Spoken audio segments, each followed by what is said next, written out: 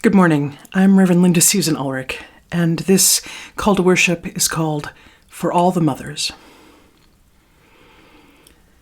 For all the mothers and mother figures, the grandmothers, aunts, and extended family members who mother, the soon-to-be mothers, the wish they were mothers, the never wanted to be mothers, the it's complicated mothers, the birth mothers, foster mothers, adoptive mothers, stepmothers, the used-to-be dad mothers, and more than one mom mothers, the single mothers, separated mothers, stay-at-home mothers, unhoused mothers, the grieving mothers, those who grieve their mothers, and those whose grief is complex.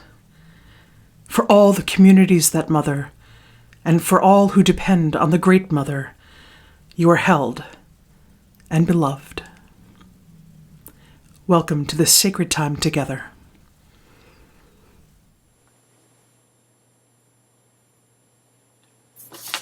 As we light this chalice, symbol of our Unitarian Universalist tradition, I invite you to say with me Words written by the Reverend Dr. Howard Thurman.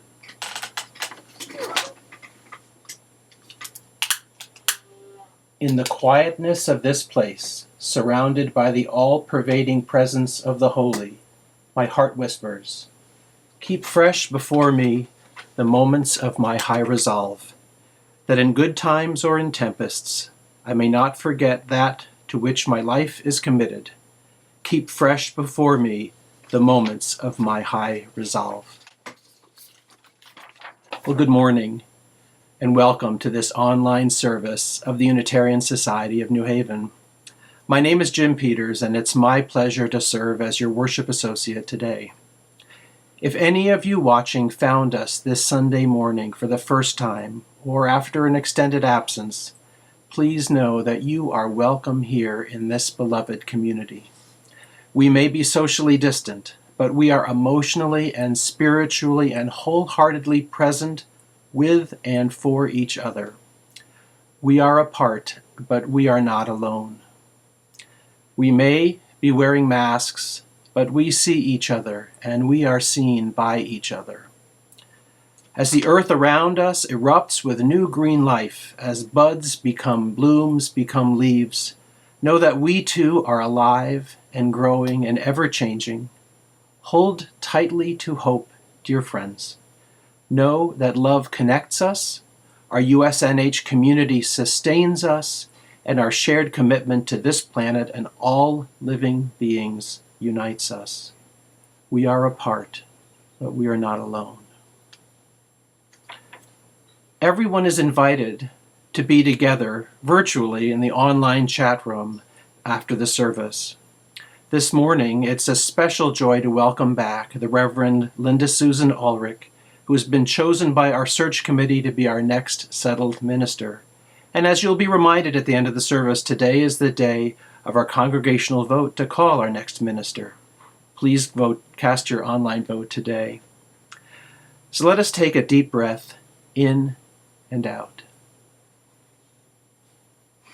Take a moment to be here now.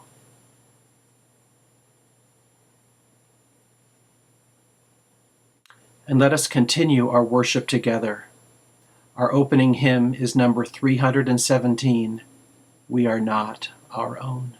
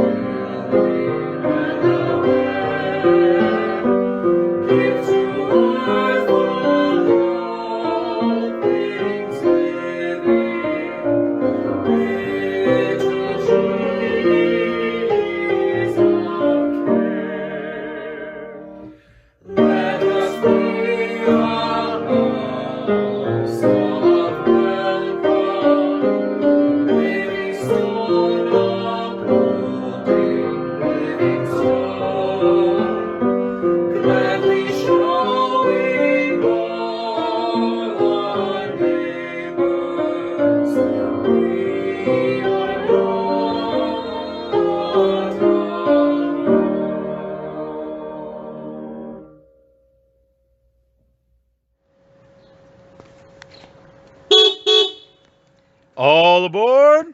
Please let this be a normal message for all. With your Director of Lifespan Religious Education, I don't think so.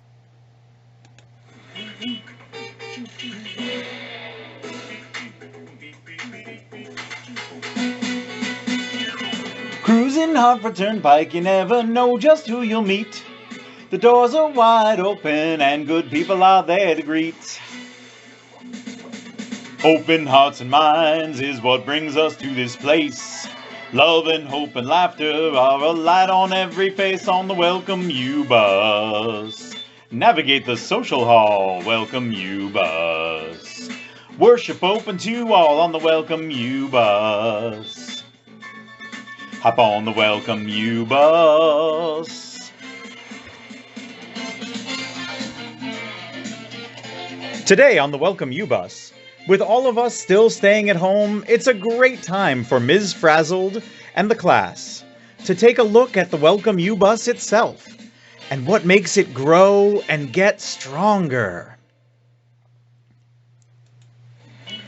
Ms. Frazzled shows the students the magic of the bus and how it grows and changes the more people are welcomed in.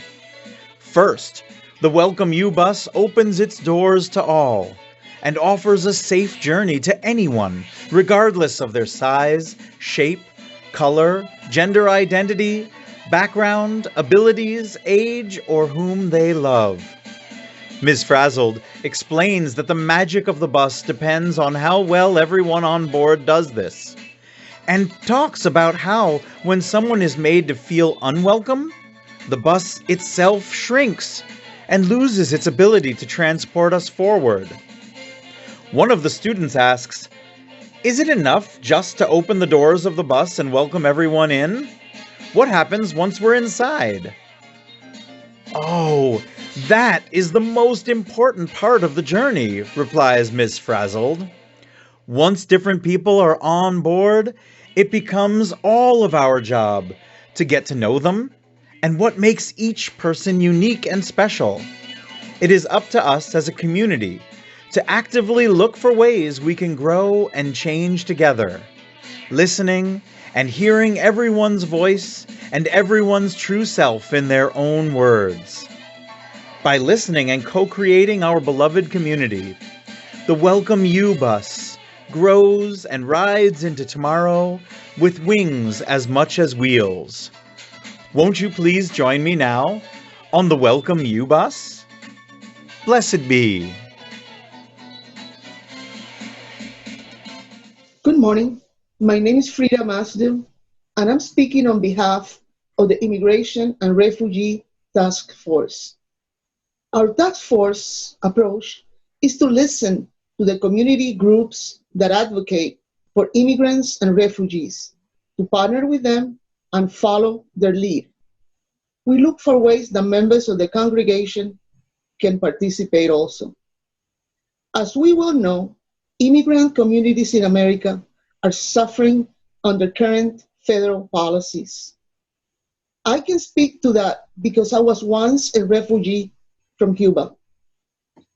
I was a teenager when my mother and I came to this country all alone. My father was a political prisoner, and life in Cuba was becoming difficult for family members of dissidents and prisoners. We have all seen the reports of children being separated from their parents at the US border from Mexico. For me, that brings back memories of my first hours in the United States. My mother was a Cuban dissident, and authorities at the Miami airport wanted to interview her when we arrived. She was led away from me, and with no explanation, I was placed in a small room. I always remember I was given a coat and a coloring book. The anxiety I felt is hard to describe, and I was separated from my mother for less than 3 hours. Imagine what kids placed in cages for weeks at our border must feel. Immigrants in our area have been struck hard by COVID-19, and undocumented people are getting no help from the federal government. Our task force has responded as best we can. We deliver baby diapers and masks to families in need. We contribute to local funds to help families with their basic needs. We signed a letter to the governor asking that Connecticut create a disaster relief fund for documented workers.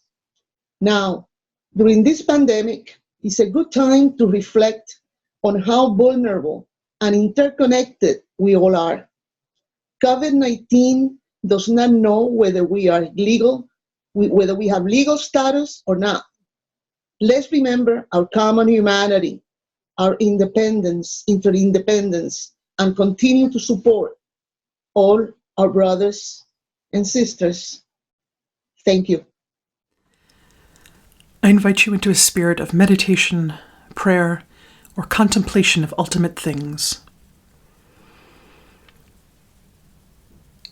Joy and woe are woven fine, wrote William Blake. Together, we strengthen the loom of this congregation. Together, we build community thread by thread. Some of us are carrying sorrow so great right now that it weighs us down.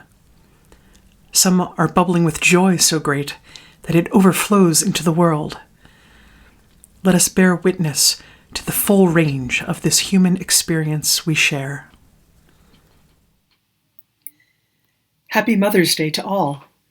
We take a special moment to honor the work of Black Lives of Unitarian Universalism's Babies and Bailouts, which educates people about the injustice of the cash bail system and helps free incarcerated mothers and caregivers in time for Mother's Day. Many of you know that Joni Messner was laid off from her job as a midwife at the end of March due to the financial effects of COVID-19. Well, she's delighted to share that a new practice, County OBGYN, has snapped her up. The new job is set to start July 1st. Joni would like to thank this community for all the support and excellent birth karma.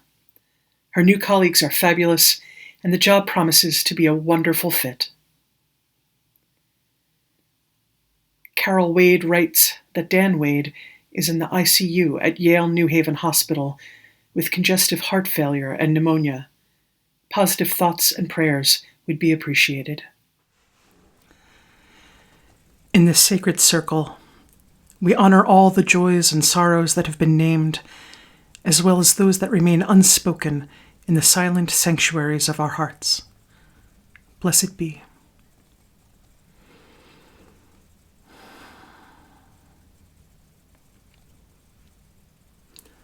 The meditation I offer today is a sung one, is filled with loving kindness. You can feel free to sing along if you wish at home, or simply close your eyes, open your ears, open yourself to whatever may come. May it offer you something you need. After the song, there will be a short time of silence as well.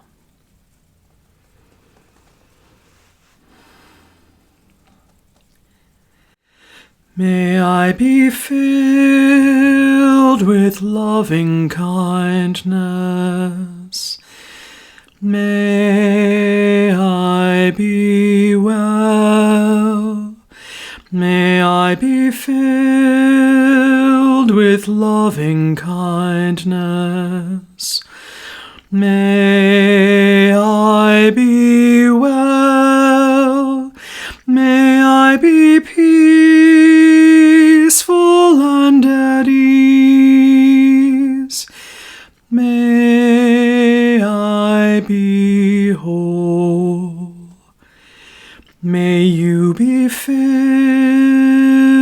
with loving kindness. May you be well. May you be filled with loving kindness. May you be well. May you be peaceful and at ease. May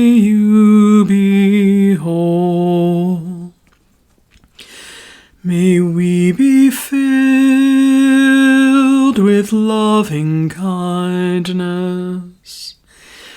May we be well. May we be filled with loving kindness. May we be well. May we be peaceful and at ease. May we be whole. May all be filled with loving kindness. May all be well. May all be filled with loving kindness. May all be well. May all be peaceful and at ease. May all be whole.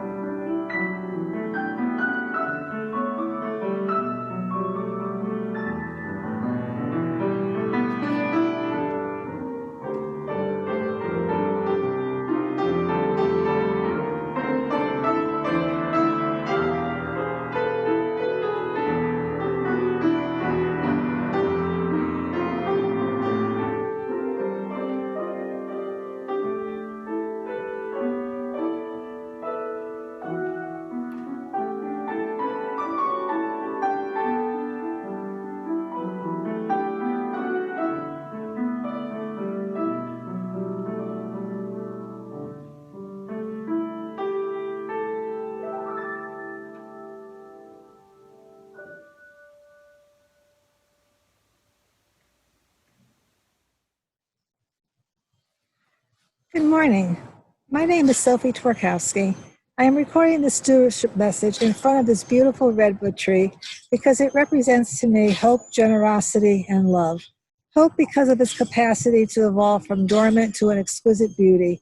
Generosity and love because the tree was a gift from our daughters.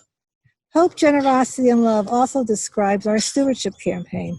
Hope for a secure financial congregation, generosity for all your gifts of time and dollars, love that we have for USNH and each other. We face many challenges, but we are also presented with new opportunities. There are many things we cannot do right now, but there are things that we can do. You continue to reach out and support each other and also respond to community needs. You have generously pledged, and since the challenge match was announced, we have received new pledges, increased pledges, and one-time gifts from 60 members for an additional $23,000. This is something we could do. The stewardship team thanks you. USNH thanks you. We are at 96% of our goal of $500,000 with more than 90% participation. Let's get to 100%. Let's cross this last bridge. On Sunday, May 31st, at our congregational meeting, we will be adopting a budget for the coming year. Let us be proud of what we can accomplish together. A budget that supports our mission, our worship services, social justice, music, religious education, and a committed and talented staff. Be the hope, generosity, and love that makes us who we are.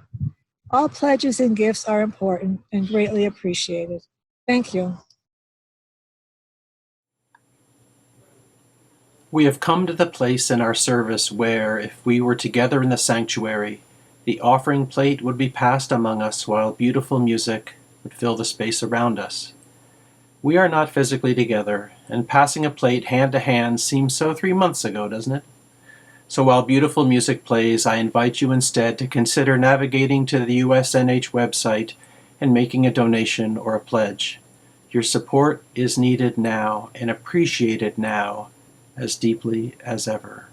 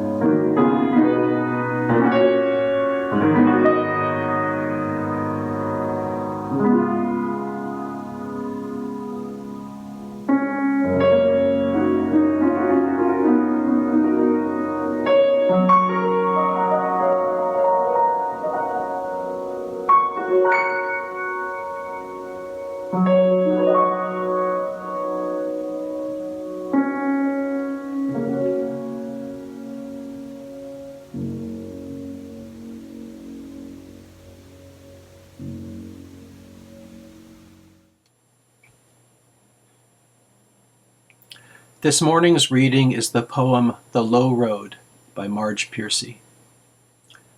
What can they do to you? Whatever they want. They can set you up. They can bust you. They can break your fingers. They can burn your brain with electricity, blur you with drugs till you can't walk, can't remember. They can take your child, wall up your lover. They can do anything you can't stop them from doing. How can you stop them? Alone, you can fight. You can refuse. You can take what revenge you can, but they roll over you. But two people fighting back to back can cut through a mob. A snake-dancing file can break a cordon. An army can meet an army. Two people can keep each other sane, can give support, conviction, love, massage, hope, sex. Three people are a delegation, a committee, a wedge. With four, you can play bridge and start an organization. With six, you could rent a whole house, eat pie for dinner with no seconds, and hold a fundraising party. A dozen make a demonstration. 100 fill a hall. 1,000 have solidarity and your own newsletter. 10,000 power and your own paper. 100,000 your own media. 10 million your own country. It goes on, one at a time. It starts when you care to act. It starts when you do it again and they say no. It starts when you say we and know who you mean, and each time you mean one more.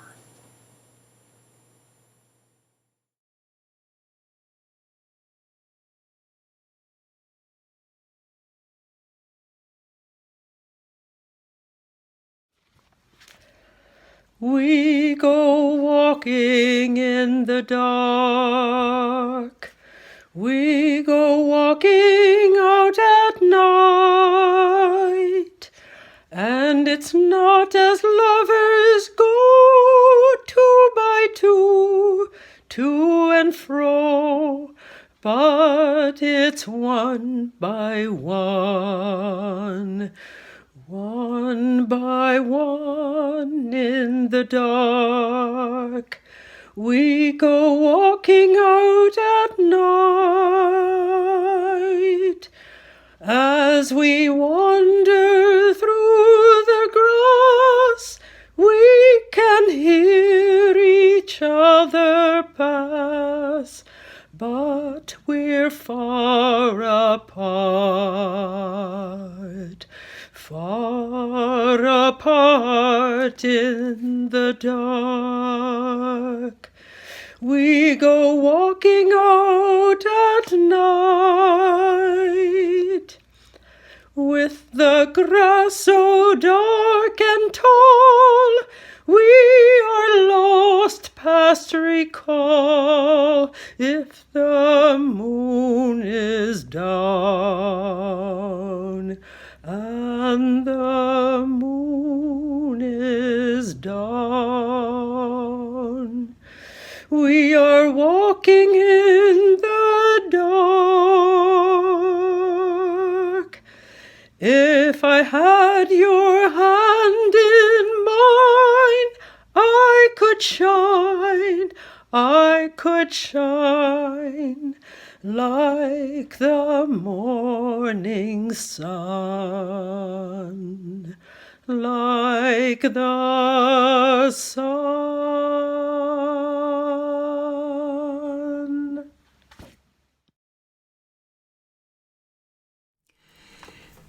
In all of the gatherings I've had with you during this candidating fortnight, I've been doing a dance with the word we. I respect your authority to call your own minister, so I've never presumed the outcome of today's vote. At the same time, you've welcomed me as warmly as you did several years ago when Emily and I came to visit, and our conversations have imagined a common future in which we work together on behalf of USNH and the broader community. in that space between already and not yet, I've been mindful of who exactly constitutes the we at any given moment, and whether or not I'm part of it. Indeed, every newcomer to the congregation makes that same internal calculation. Can I get everywhere in the building with my wheelchair? Am I more than just physically safe as a queer person? Will I get rejected because I don't believe in God, or because I do? Do these folks want me here because they care about me, or because I add brown skin to their group photos? People want to know who you mean when you say we, and whether or not their full, genuine selves are welcome to be part of it in practice, not just in theory. That kind of radical welcome sits at the heart of my ministry, and from all I've learned so far, I have the sense that it's also central to the future that you want to build. Radical welcome is demanding. It asks me to think ever more deeply about who might be sitting next to me, whether together in the sanctuary or virtually via Zoom. What do I know about that person compared to what I think I know about them? Radical welcome also asks me to think about who isn't sitting next to me and why that might be the case. What expectations leave people out? Is there something in the congregational culture that folks experience as, say, cliquish? Where do people make assumptions about points of commonality that don't actually exist? In the Hebrew scriptures, there's a story about Abraham sitting at the entrance to his tent during the hottest part of the day. He looks up and sees 3 men standing under some nearby trees. Now, what would you do in that situation? I imagine that I might wave hello, maybe chat a bit, wish them a good day, and then go back to my reading or knitting or whatever it was I was doing. Or if I were feeling especially introverted that day, I might retreat further inside my tent and hope that they hadn't noticed me. But Abraham runs out to greet them. Talk about active hospitality. And he doesn't just greet them or offer them a drink of water, which is basic good manners in a desert culture. He gets his wife Sarah to bake them some fresh bread. He selects a calf from his herd and has a servant prepare it. He brings out cheese curds and milk and the meat, and he sits with them as they eat. The opening verse of the story asserts that God appeared to Abraham near the trees. The more cynical among us might say that Abraham only treated the men well because he figured that they were manifestations of the divine and wanted to kiss up. But our Unitarian Universalist lens offers another take on it. 19th century Unitarian minister William Ellery Channing talked about God putting a divine spark into each of us, which gave us the agency to direct our lives and affect our world. That makes each of us indeed a manifestation of the divine, and argues for treating each other accordingly, however you understand the animating force within human beings.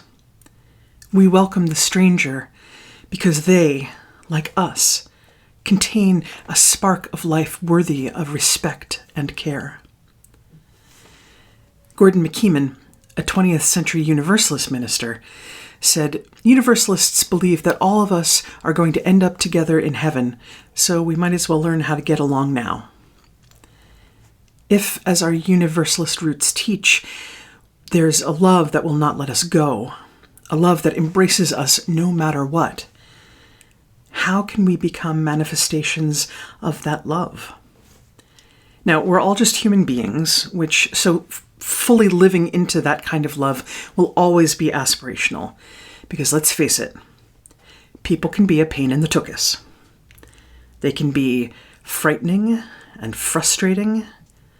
They can hurt you and hold grudges. They can be disappointing and distressing. And they can push every single one of your buttons. Most annoyingly, those qualities also apply to you and me.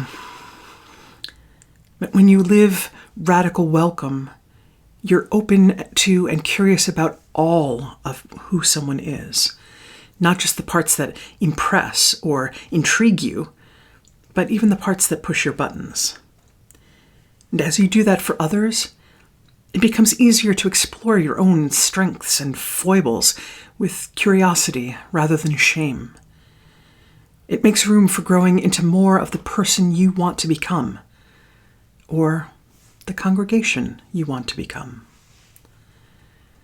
USNH is entering a new chapter in its history at a time when so much of this common moment in history is already up in the air. When will Sunday services in the sanctuary resume? We don't know. How long will spatial distancing have to last? No idea. When will high-risk people be out of the woods? No way to tell. Which leads to an obvious question. How in the world are we supposed to practice radical welcome when the building has to remain shut?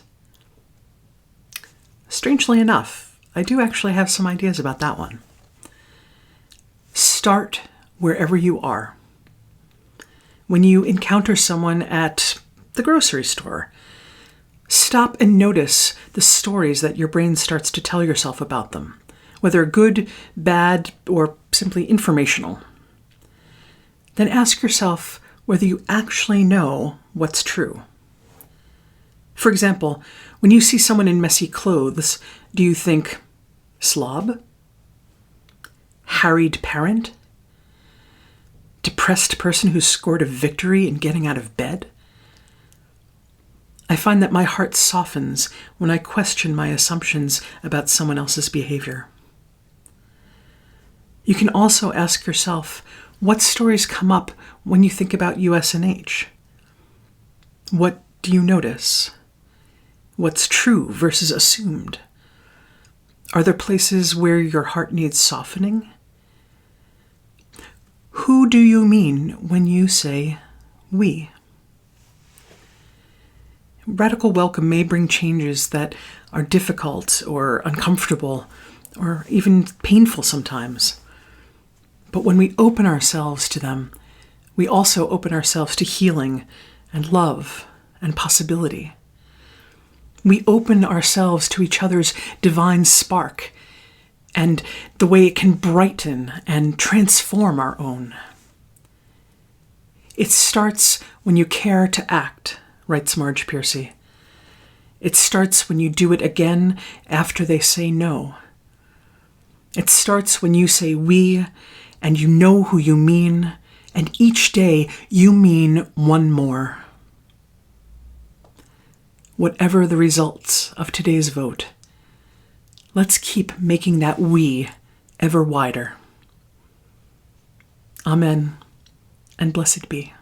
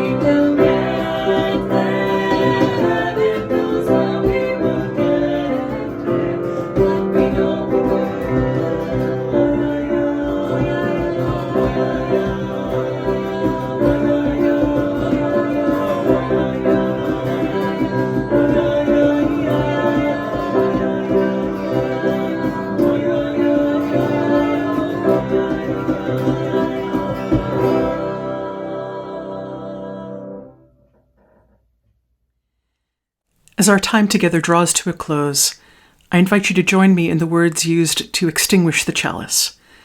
Together let us say, "We extinguish this flame, but not the light of truth, the warmth of community, or the fire of commitment. These we carry in our hearts until we are together again." Friends, we live in a time when heaven knows where we're going or how we'll get there. But we do know that we'll get there together. The road may be muddy and rough, but it starts today, right where you are, with the love and compassion you already possess. It starts when you care to act. It starts when you say we and you know who you mean, and each day you mean one more. Go in peace, with courage and with kindness, and be a blessing to the world. Amen, Ashe, and blessed be. Today's the day. On behalf of the Ministerial Search Committee, we want to remind you that the vote to call Reverend Linda Susan Ulrich as our settled minister will take place today. This process begins with a congregational meeting, which will start at noon directly after the service. You can check your email for the link to join this webinar. You do not necessarily need to participate in the noon meeting to be a part of the vote. You will receive an email with the link to the voting form during the congregational meeting, sometime between 12:15 and 12:45. If for some reason you do not receive this email, you can email your vote to office@usnh.org, call your vote in to 203-494-7658, or drive your vote to USNH between 2 and 3 p.m. The vote results will be announced at 8 p.m. via the same Zoom link we used to join Sunday service. We, the Ministerial Search Committee, are overjoyed with the candidate we present to you, and we hope that as you have gotten to know Reverend Linda Susan, that you share our enthusiasm.